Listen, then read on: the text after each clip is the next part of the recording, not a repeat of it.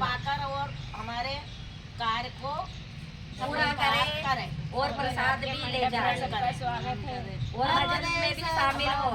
नवदेश्वर महादेव की